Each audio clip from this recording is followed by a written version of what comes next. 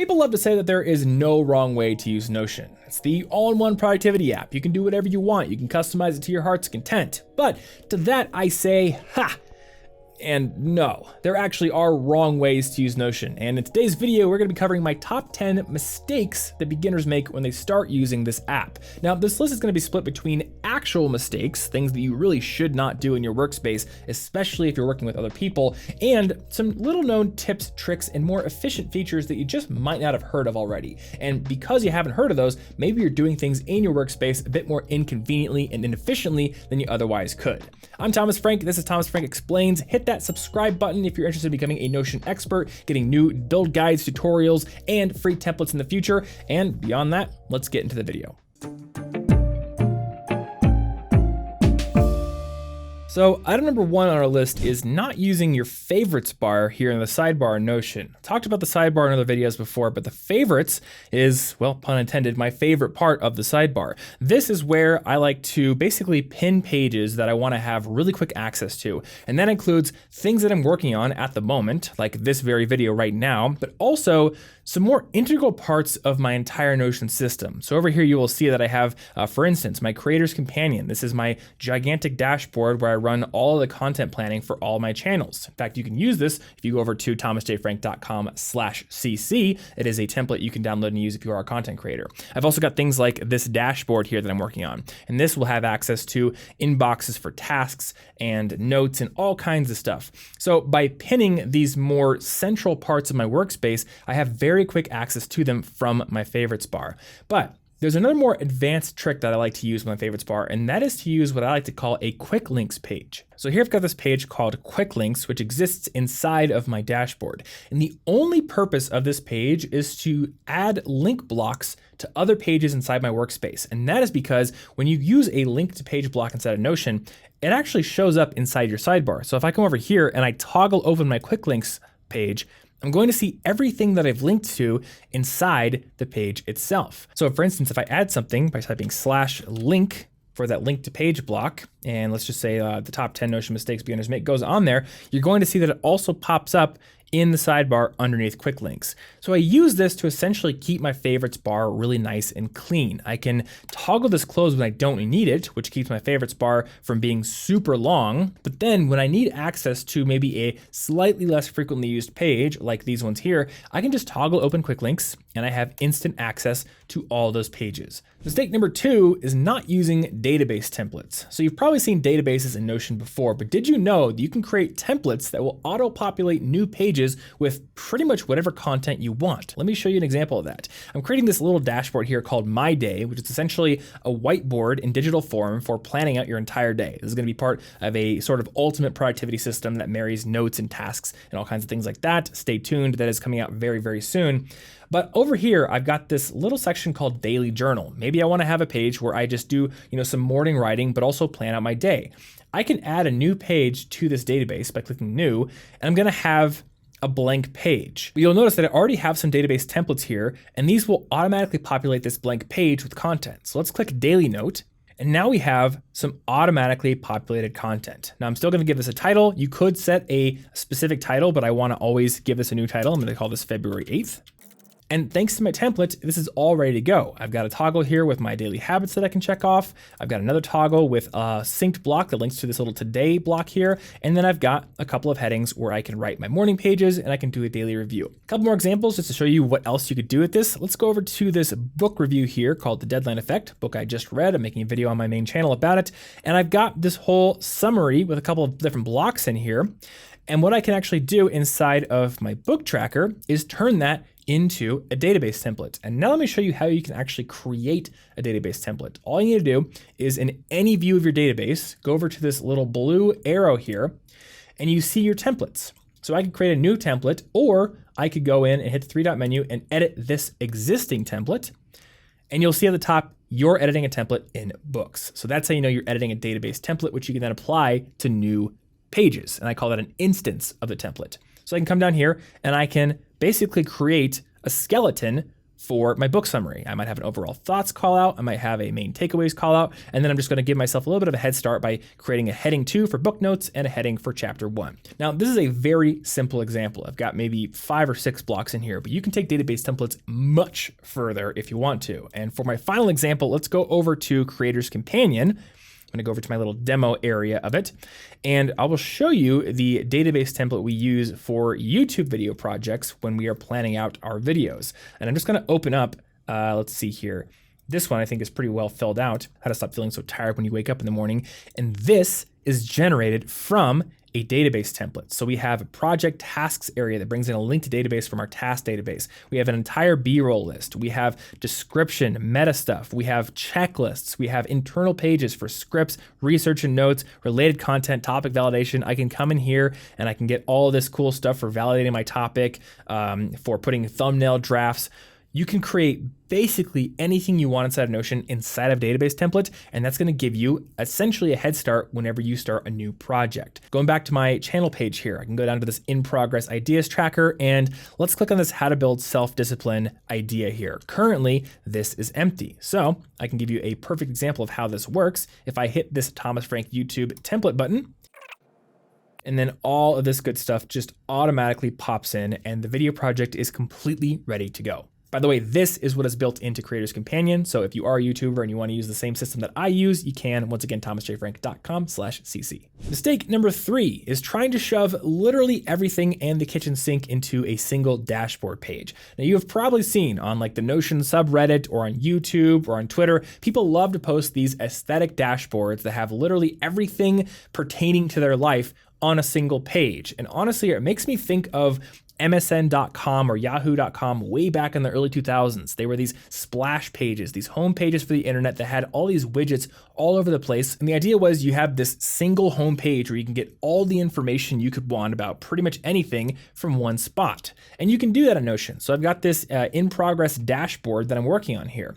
But I would caution you against always doing this, against always trying to shove a ton of information on a single page, because I think there is merit to splitting things out onto their own pages. For example, I've got this inbox here, which literally just shows me my task inbox, nothing else. It's simple, it's clean, it's to the point. I can go back and I can do the same thing for, say, tasks that are due in the next 7 days. I can go back and I can do the same thing for recent notes. And this is especially useful when you're using Notion on your mobile device, because all the columns in your gigantic dashboards are going to stack up and it's going to be really hard to navigate through them. You're at least going to have to do a lot of scrolling. It's a lot better if you just have a simple link to a page that has exactly what you need and nothing else. Now, let me show you a trick which will give you the best of both worlds that I've been utilizing inside of this dashboard design. You will notice that these toggle blocks have underlined links here. So what I've actually done is create pages for things like, say, the inbox. This is its own page, tasks inbox. And then what I've done is hit Control L to grab the URL for this page, put it on my clipboard, and go back to the dashboard that I'm building. I'm gonna recreate this just to show you what I'm doing. So I create a toggle. You can actually get that by putting this little right arrow bracket and hitting space. And then I paste the URL and I have the option to choose mention page. Now, if I choose link page, it's gonna go outside the toggle, but with mention page, I get this page link inside of my toggle title, and then I also still have the toggle usable. So now I can click over here and boom, I'm at my inbox page.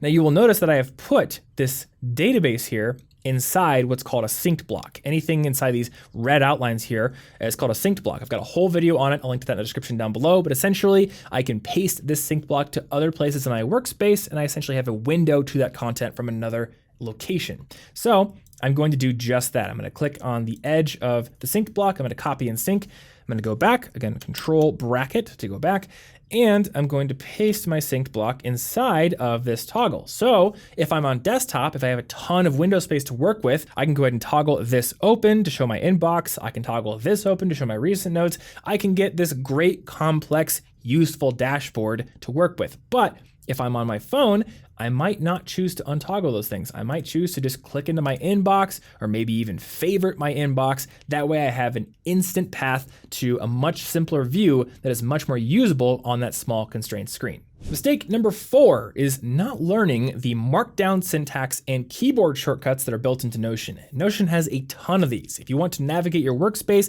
if you want to create new pages, if you want to create text and format it much faster, Notion actually gives you a bunch of different ways to do this. It gives you Markdown formatting, which is a way to essentially add syntax to your text, such as a couple little asterisks here for bold text, or 1 asterisk for italic text.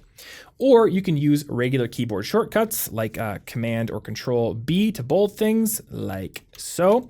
Or you can use a little context menu that pops up to format your text as well. There are a ton of different options, but if you take just a bit of time to learn some Markdown syntax and the most useful keyboard shortcuts, you're gonna be able to both navigate your workspace and create content a lot faster. So for just a couple examples here, number 1, if you wanna create headings in, say, an article you're writing or some notes, just create a little hashtag symbol and hit space. You're gonna get a heading 1, double hashtag is gonna get you a heading 2, and triple will get you a heading 3. I've already showed you bolding and italicizing. If you create a single asterisk and hit space, you're gonna get a bolded list. 1 will get you a numbered list. And I did show this earlier, but I'll show it again. This little HTML bracket is gonna get you a toggle. And then for keyboard shortcuts, the ones that I find myself using most often are Control P to bring up the search bar here, Control L to grab the URL of a specific page so I can do things like mentioning that page. And finally, one of my favorite keyboard shortcuts is using the Control or Command, if you're on a Mac, bracket buttons to go back and forth between pages in my workspace. I have an entire guide on my website and a whole video about the editing and text formatting and keyboard shortcuts in Notion, so check that out. I'll have a link below. And Notion themselves have a very detailed documentation guide about all their keyboard shortcuts and all their Markdown formatting. So if you really want to get into it, I will have that linked too.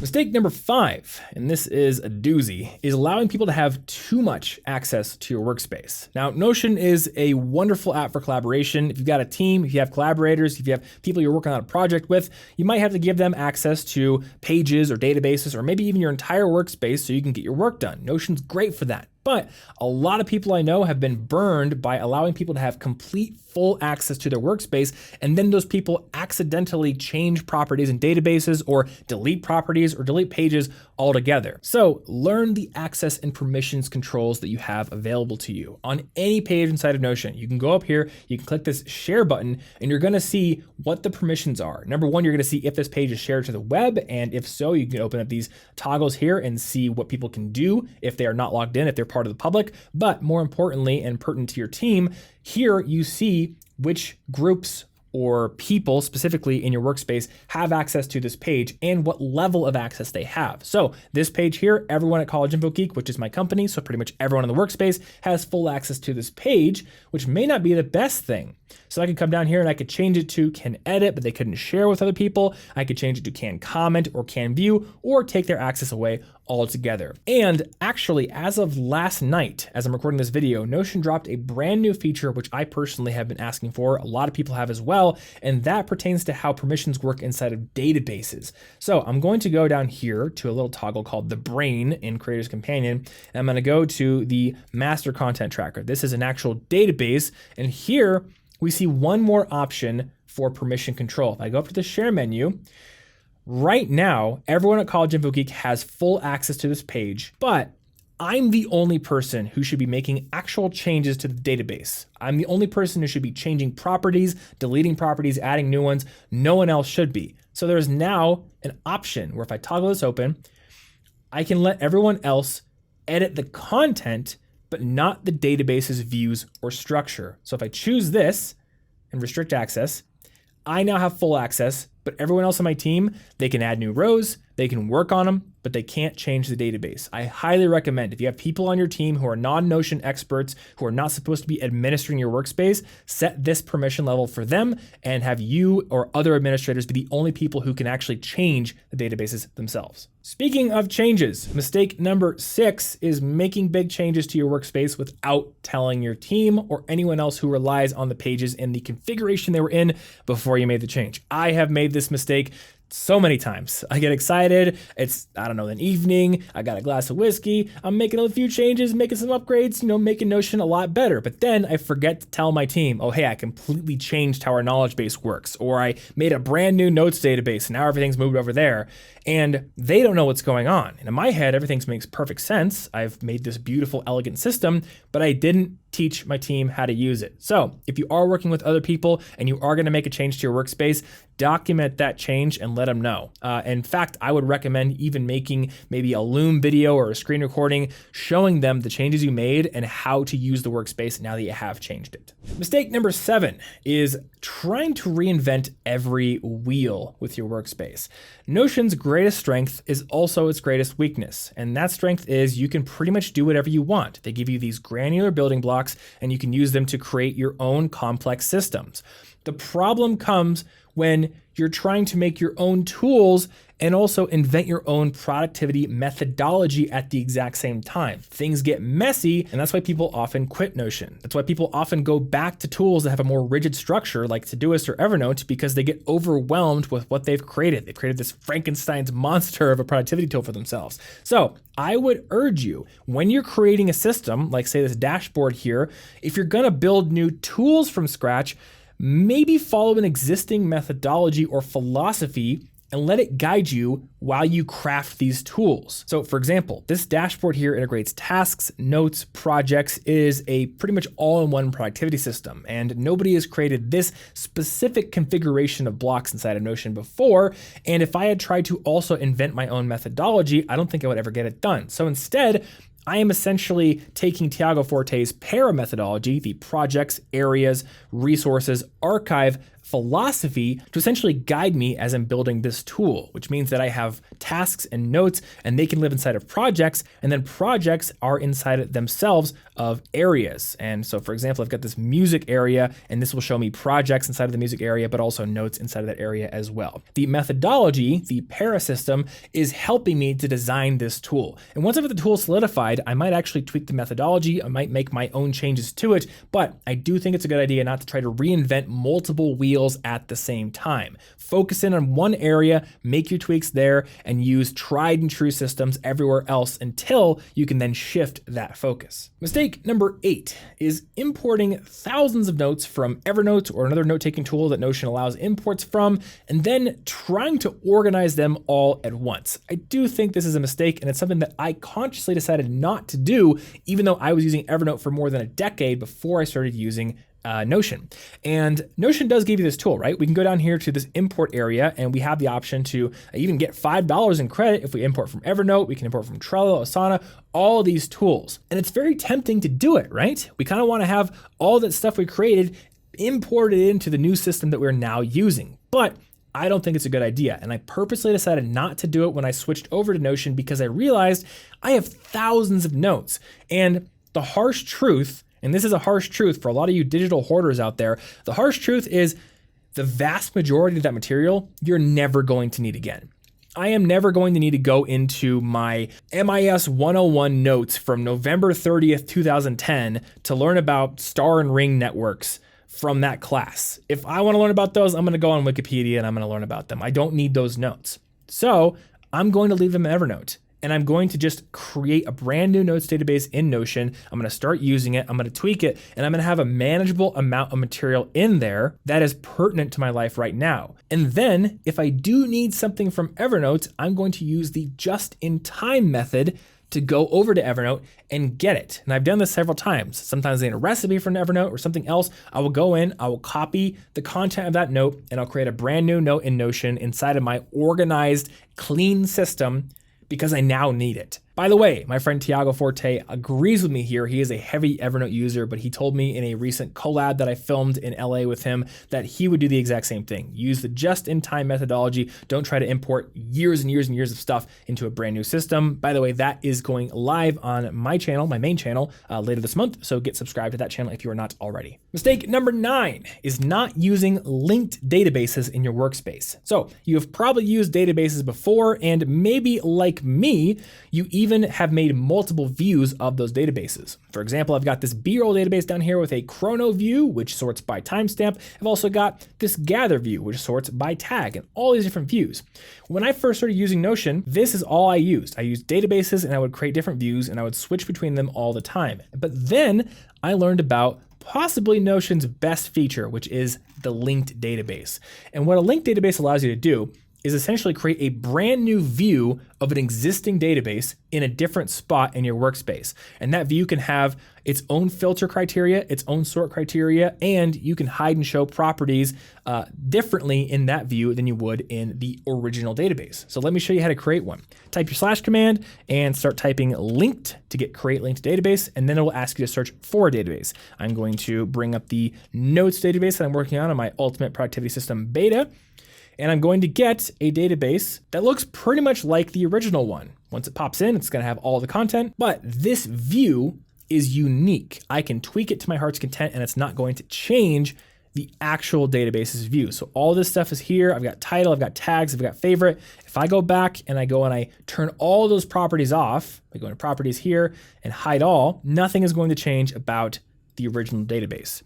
So this is a great way to have persistent database views, so you don't have to constantly be switching views all the time, and to have those views in other places inside of your workspace. You've probably already seen this in this video before, but I'll show you again. This little dashboard here has all of these different views for today, for tasks that are due tomorrow. And you'll notice these are all the same database, CA all tasks, but they are on this page and they have their own filter and sort criteria. So we can go ahead and do that with this as well. Maybe I want to create an inbox of sorts for this all notes database. So I'm going to go ahead and I'm going to create some filter criteria. And I'm going to say the inbox is essentially anything where the note doesn't have an area. So area is empty, actually. Where it doesn't have a project, that's also going to be empty. And where it doesn't have a tag. So if it doesn't belong in any of those areas, it's going to be essentially my inbox or my default catch-all place for brand new notes. Now I've got unique filter criteria in this linked database that doesn't exist anywhere else. And that brings us to our 10th and final mistake, which is deleting database properties when you could just hide them. I got an email about this just the other day. Somebody had bought Creator's Companion, which has like 58 different properties inside of the project template, and they're used in many different places. And they were like, hey, can I delete some of these? Are kind of in my way. Well, you could, but something might break, or you could just hide them. So take a look at this set design ideas note here. And I can show that I've already actually hidden some of these properties. We have, probably 15, 16 different properties in here, which when I click into this note, I have to scroll past to get to all of this cool stuff that I put here, all this cool set design inspiration that I've been collecting. What I can actually do is hide properties so I don't have to see them until I toggle open this 10 more properties button here. And there are a couple different ways I can do that. I can right click on any property and then I can go to hide property and choose always hide, always show. Sometimes you're also gonna have the option of only showing it when it's not empty. So I'm gonna choose always hide for this updated one. Or I can go over to the 3-dot menu in the corner and I can choose customize page. And I actually have a lot more control here. I can choose my show and hide criteria for every property in the database. So let's just say I want to also hide the created property. And then you also see here, hide when empty for properties that can have text or content inside of them. But I also have some options for backlinks, top-level discussions, and page comments. So right now we notice there is a backlink to this page, but maybe I don't want to see that there is a backlink. Maybe I just want to have it be really clean. I can go over here to backlinks and I can choose, instead of show and pop over, I can choose off. And now I don't see it. So utilize that customized page area or just hide properties individually, and you're gonna have a much cleaner database property area, and you don't have to delete properties that could be useful in other places. So that's it. Those are my 10 big mistakes that I see beginners making in their Notion workspace. Hopefully you found something new and useful in this video. And if you haven't already, hit that subscribe button so you get access to new build guides, tutorials, beginner's guides, and free templates coming down the pipeline as I release them. If you are a beginner with Notion, you're just trying to get your head around the software, I've got a completely free, completely open beginner series called Notion Fundamentals, and you can find that over at thomasjfrank.com/fundamentals. There is a full YouTube video for each part of the software, just like this one, and there's also a full written guide, which acts as more of a reference. There's shortcuts, tables, all kinds of cool stuff in there. So check that out. And there's also a sign up for a Notion Tips newsletter. You can get on that. It's completely free, easy to unsubscribe if you want to, but I think you are going to enjoy it if you are trying to unlock the secrets of this tool. Lastly, if you are a content creator, if you make YouTube videos like I do, if you make blog posts, if you do podcasting, Creators Companion is a tool that is going to upgrade your workflow immensely. It is exactly what me and my team use to manage multiple channels, YouTube channels, blogs, all kinds of stuff. And it turns Notion into a one-stop shop for collecting content ideas, for greenlighting projects, for managing it throughout the entire content production pipeline, from research to scripting to editing. The whole thing is done inside of Notion. You can find that over at thomasjfrank.com/cc. It's called Creators Companion, and it's a great way to support this channel as well if you have been enjoying the content that I've been throwing up here. So that's it. Thanks as always for watching. Seriously appreciate you. Thank you for subscribing if you've done that as well. And if there are Notion mistakes that you have noticed that I did not include in this list, I would love to hear about them in the comment section down below. Thanks again, and I will see you in the next one.